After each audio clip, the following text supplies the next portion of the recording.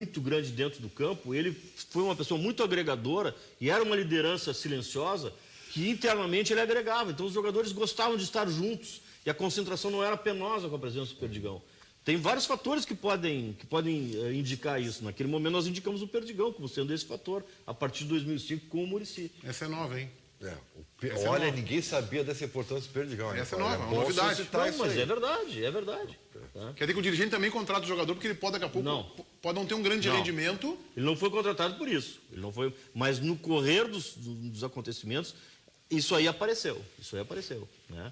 O jogador chegava cedo para jogar futebol, que ele inventou, e aí na concentração tinha uma rodinha com ele, e ele ou tocando, eles cantando, ou contando piada, ou brincando, quer dizer, era uma coisa que passou a ser prazerosa. Muitas vezes uma concentração não é prazerosa. E o Perdigão foi um elo de ligação entre todos os jogadores. Interessante isso. E foi bem dentro do campo. Em 2005 ele foi muito bem. Em 2006 ele não jogou tanto, o Abel não o colocou, mas em 2005 ele era titular. Aquele jogo com o Corinthians que nós perdemos, que nós empatamos a expulsão do Tinga, foi ele que fez o lançamento do Sobis, do gol do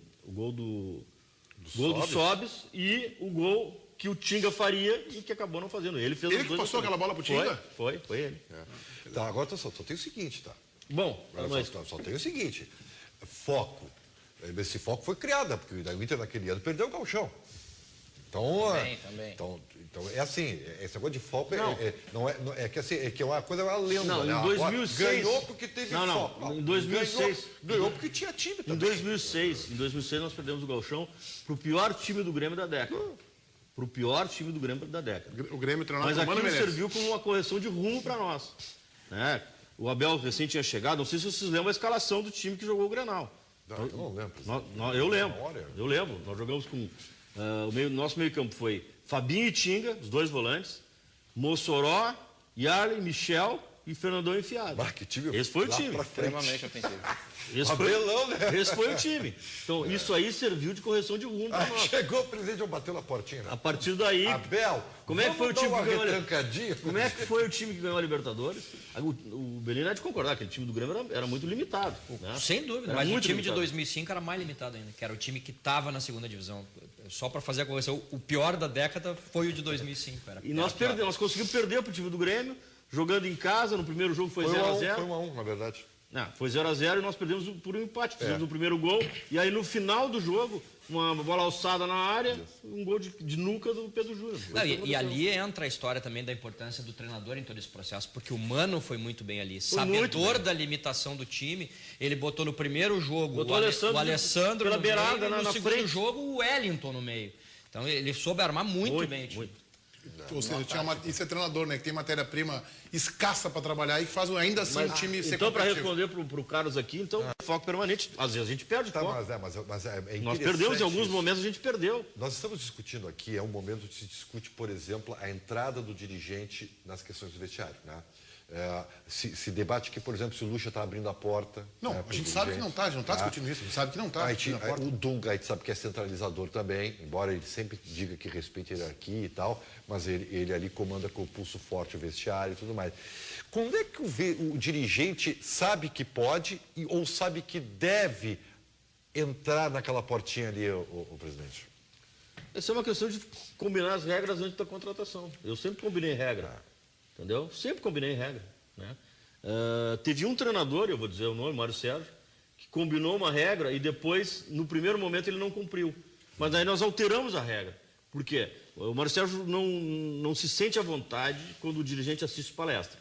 Eu gosto de assistir todas as palestras para saber o que o treinador determina, o que ele manda fazer, até para poder defender depois. Eu vou para entrevista, né, com vocês pressionando, eu tenho que defender o treinador. Então eu tenho que saber o que ele pediu. O Mário Sérgio não se sente à vontade, porque alegadamente ele critica o jogador, às vezes ele até chega a ser ofensivo, então ele não se sentia à vontade. Então nós mudamos, porque eu também não posso contratar um treinador e não dar a ele as condições que ele precisa para o seu trabalho ser bem desenvolvido. Então o Mário Sérgio fazia uma palestra para mim antes, ele fazia antes para mim a palestra, dizia o que ele ia fazer, eu vou fazer isso, vou fazer aquilo, aí depois ele ia, junto com a comissão técnica, ele ia para a sala de palestra e fazia. E deu tudo certo, entendeu? Mas a intervenção, não é a palavra intervenção, mas A cobrança, porque tem que ter uma cobrança, o presidente cobra do vice de futebol e o futebol cobra do treinador. Mas tem treinador que não é uma coisa isso. que acontece. Mas tem treinador que não deixa, não dá entrada. Eu não tive esse problema. Nem com o Muricy? Nem com o Muricy.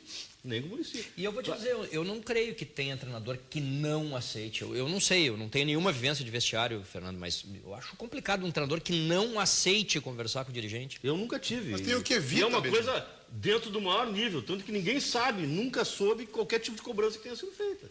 Entendeu? Por quê? Porque a gente, são coisas, não é uma questão de cobrança, tu não acha isso? Por que aconteceu isso? Pô, eu tenho direito de perguntar. Né? Afinal, eu sou cobrado. Eu acho que mais que o direito tem o dever, né? Eu tenho o dever, então isso eu sempre fiz. Vou dar um exemplo, o Fossati. O Fossati nós tínhamos um tipo de... Pobre do Fossati. Nós tínhamos um tipo de jogador que não permitia jogar da maneira que o Inter jogava. Né? E sempre que a gente ia jogar fora de casa, ele mudava a característica do time, jogava com linha de 5 zagueiros, e nós sempre perdemos. Daí eu falei uma, falei duas, falei 3, aí depois eu vi que não adiantava falar, e aí eu troquei. Entendeu? Porque... Pobre do Fossati. Eu não vou entrar nesse debate agora do Fossati. Não vou entrar nesse debate do Fossati. O Ribeiro, presidente, o Ribeiro defende o Fossati aqui todos os dias. Ele não foi campeão também? Ele não foi campeão também? Foi. Não. Deixa eu te fazer uma pergunta como presidente. Tu acha que o presidente ele tem que ser uma figura permanente dentro do vestiário, ou ele é aquele cara que vai nos momentos decisivos para o jogador olhar e dizer, opa, o homem está aqui hoje, a coisa é diferente? Beline, eu fiquei no Inter como presidente 5 anos e com vice de futebol depois 2 anos e meio.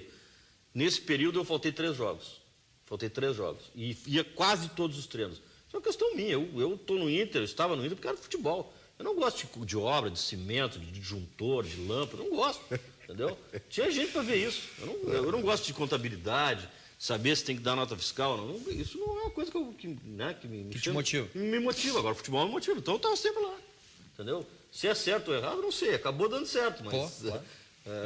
eu estava lá porque achava que tinha que estar. Eu fui para lá para isso. Né?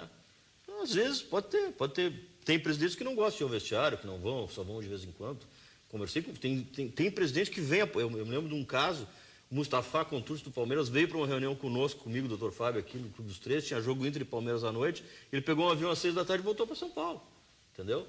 Pô, isso aí não existe para mim, né? Não existe. Eu cheguei a um jogo contra o Fortaleza em 2006 que o Abel não foi, eu fui. Foi o Leomir como técnico e eu fui ao jogo, porque tem que estar lá, né? Não queria ganhar o brasileiro ainda. Tem que estar lá, o presidente tem que estar em momento decisivo. Exatamente. Ou então o integrante do conselho de administração tem que estar, né, Belém? Alguém tem que estar, né? Da função política tem que estar num jogo decisivo em Bogotá contra o Santa Fé, né? Não pode deixar pro Rui Costa, que, repito, tem potencial para ser um grande dirigente, mas não tem vivência. Não estou aqui fazendo crítica. Não, eu estou fazendo. E nem a pergunta que eu te fiz foi nesse sentido. Eu estou falando do Inter aqui, o moleque tem que aproveitar para dar pau no Grêmio, tchê. Eu vou fazer o quê? Mas que coisa. Aí cai fora, depois não sabe também por que cai fora, porque o treinador bota o time na postura covarde e não tem um dirigente para chegar lá e conversar. Não precisa dar o nome, mas não teve um treinador uma vez que mudou o time 3 vezes ao longo do dia num jogo no Paraná? Grande figura humana, aliás, treinador. Não teve? Então isso aí o dirigente tem que estar junto para conversar. Vai mudar de novo o time. E se o jogo fosse à meia-noite, mudaria de novo. Carlos Ela Rocha, a situação do Leandro Damião. A situação do Leandro Damião é que, segundo a imprensa britânica, o Tottenham, mais uma vez, mostra interesse no centroavante do Internacional. O valor que está sendo especulado na imprensa britânica é de 16 milhões de libras, que seriam quase 50 milhões de reais. O Tottenham teria interesse também ou no Damião ou no Soldado, que é companheiro do Jonas, ex-Grêmio, no Valência. E seria o Damião um dos cotados. E o Damião tá lesionado desde a final do Campeonato Gaúcho, quando no segundo tempo da partida contra o Juventude lá no Centenário, acabou sendo substituído. Só que ele, que ficou de fora também do jogo de volta contra o Santa Cruz, não joga, está cortado do jogo agora de sábado contra o Vitória. Mas a Copa das Confederações ele vai normalzinho, é isso? Copa das Confederações vai, segundo o departamento médico do Inter, ele ainda precisa de um recondicionamento físico. Mas desse final de semana ele está fora. Tu tem que proteger o produto, né?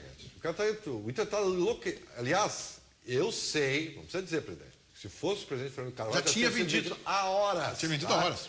E vou dizer mais, se for verdade esse valor, aproveita e vende.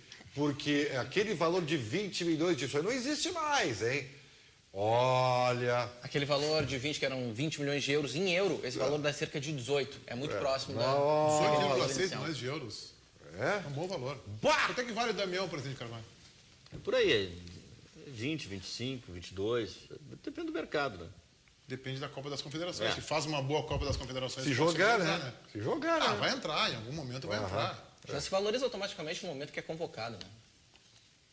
Não, a não ser que aconteça um desastre na Copa das Confederações, no momento que o jogador faz parte de uma seleção que vai jogar a Copa do Mundo em casa e a Copa das Confederações é do país sede, no caso do Brasil, o jogador, a não ser que aconteça um desastre, já se valoriza automaticamente. Presidente Carvalho, o Luiz Fabiano é uma boa para repor a saída do Damião? Não. Não é. Por quê? Por quê? Eu acho que é um jogador que já está numa fase da vida em que ele não precisa buscar mais as coisas, né? E eu acho... eu não contrataria o Luiz Fabiano. Mas então nesse conceito, desculpa, então nesse conceito tu estende a mesma coisa pro Júlio Batista, pro Robinho, também já conquistaram. Não, mas não é isso.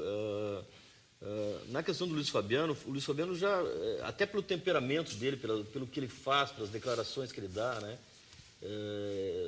É um jogador que Tá sem gana. tá sem gana. O Júlio Batista, ao contrário. Eu tenho visto alguns jogos dele, ele continua, né, com aquela questão de temperamento, né, que nem o Zé Roberto. Né, contratar o Roger, que jogou no Grêmio, ou o Zé Roberto. O Roger, com 31 anos, largou. O Zé Roberto tem 38 e joga. É verdade. Né? Presidente. Então, Mas ele não falou quem contrataria. Diz aquele nome. Não. como é? Diz o nome. Não, isso eu não vou me meter. É justamente sobre esse jogador que o nosso telespectador, o Marco Michalsin, ele pergunta sobre o Nilmar. Se é muito difícil trazer esse jogador e se ele não vale esse investimento. Olha, o Nilmar eu sou suspeito para falar, né? Se eu tivesse que escolher hoje um jogador pro meu time, eu escolhi o Nilmar. Tu já vendeu o Nilmar também, né? Já vendi. Você já vendeu muita gente, né? Mas é a maneira de crescer, né, Meneghete? Se não tivesse vendido o Nilmar, não teria crescido. É a maneira de crescer. Traz ele, se der para vender de novo, vende. Só que não vai dar mais. Mas aí ele fica aqui. Boa, presidente. Quantos anos tem o Nilmar, Ribeiro Neto? Mas não tem 30 anos. Não, o Nilmar é 8'4". Ele deve ter 29 anos. 29. Então, Sim, vai jogar um não, ano, vai ter 30. mas nós estamos vendo os gols aí, tá voando. Tá voando. O Nilmar fez parte também daquela política de venda de um jogador por ano para sanar as despesas, que seria o caso do Damião agora, né? Não, o negócio é o seguinte, Carlos, eles diziam que era um e era 2 ou 3. Isso é o maior E é grande venda. Porque era um grande, aí vinha lá, ia mais um, ponteirinho direito, ia mais um, e assim eles foram Mas indo. às vezes tem a vontade do jogador também. né? Não, era três mesmo. Sem bandeiraço pro Nilmar, tá? Todos os nossos telespectadores colorados, parabenizando o senhor pelo seu belíssimo trabalho realizado no Inter. Isso é bem de destacar aqui nas nossas redes sociais. Bom, e a Fabiane Weber Meneghetti, de Pelotas, ela diz que há alguns anos o Inter vem sendo favorito do Campeonato Brasileiro, pelo menos no início, mas depois ele não confirma esse favoritismo. Esse ano com o Dunga, ela pergunta, no comando, qual a sua expectativa, presidente? E agrego a essa pergunta, é uma torcedora de Pelotas, né? Isso, Fabiane. Que o Inter não tem estádio, né? O Internacional vai jogar fora do É a Rio. ressalva que eu faria, né? Nós fomos favoritos vários anos e ganhamos.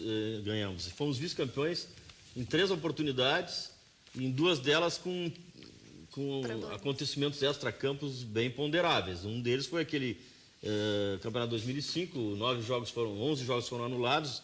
O Internacional teve um prejuízo muito grande porque o Corinthians jogou 2 partidas que havia perdido e conquistou 4 pontos. Além disso, houve interferência da arbitragem e tal. Em 2009, o Grêmio foi o último adversário do campeão, Flamengo, que se houvesse um empate, no mínimo, o Internacional poderia ter conquistado o título. E o Grêmio jogou com as reservas. Isso aí também